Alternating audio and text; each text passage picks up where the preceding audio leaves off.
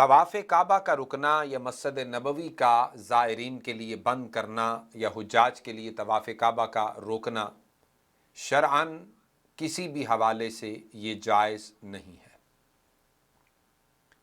بڑی سے بڑی بیماری یا کوئی بھی وائرس ہو، یہ وہ جگہ ہیں کہ جہاں پر بیماریاں اور بیماروں کو درست کیا جاتا ہے۔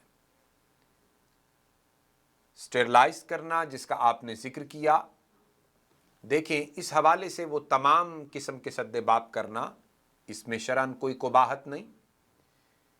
طبی حوالے سے پریونشن اور تمام قسم کے دیگر تمام چیزوں کو بروئے کار لانا، اس میں شرعاً، قانوناً، اخلاقاً کسی بھی حوالے سے کوئی قباحت نہیں۔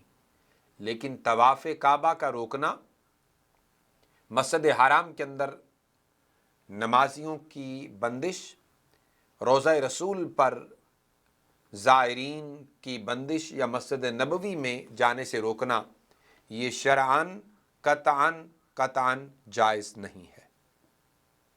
لہٰذا یہ وہ جگہ ہیں جہاں سے بڑے بیمار تاریخ عالم گواہ ہے کہ تندرست ہوئے، اور یہاں تو بیماریاں رخ ہی نہیں کرتی، یہاں تو اخلاقی اور جسمانی ہر بیماری کی شفا نصیب ہوتی ہے، اور کیفیات قلبی کو وہ سکون اور اطمینان کی دولت سے مالا مال کیا جاتا ہے۔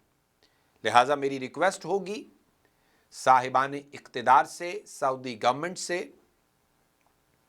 اور وزارت الشؤون الاسلامیہ والاوقاف سے، اور جو بھی ان سے ریلیٹڈ جتنا بھی سلسلہ ہے ان سے، کہ فی الفور طواف کعبہ اور مسجد حرام اور کعبۃ اللہ کو زائرین، حجاج یا آنے والوں کے لیے کھولا جائے اور ان کی حاضری کو یقینی بنایا جائے، اور روضہ رسول پر بھی ہر قسم کی بندش کو ختم کیا جائے۔ یہ دنیا کے کرونا وائرس یا دیگر جتنی بھی بیماریاں ہیں، طبیب کائنات رسول اللہ صلی اللہ علیہ وسلم کی بارگاہ میں سب کی حاضری سے شفا نصیب ہوگی۔ اور رہ گیا جو قیامت کی بڑی علامات ہیں، ان میں اس کا ذکر نہیں۔ یہ چھوٹی علامتوں میں آپ ان کو قیامت کی نشانیاں کہہ سکتے ہیں، لیکن جو بڑی علامات کبریٰ ہیں وہ 12 ہیں، یہ ان میں نہیں آتا۔